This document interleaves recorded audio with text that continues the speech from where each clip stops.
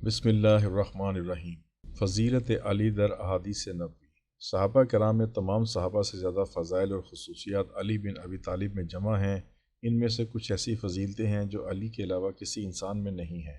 रसूल खुदा सल्लल्लाहु अलैहि वसल्लम ने फ़रमाया, मेरे बाद मेरी उम्मत में सबसे ज़्यादा इल्म रखने वाली शख्सियत अली बिन अबी तालिब अलैहिस्सलाम है। बरोज़ क़यामत मोमिन के नाम अमाल का सरनामा दोस्ती मोहब्बत अली बिन अबी तालिब अलैहिस्सलाम होगा।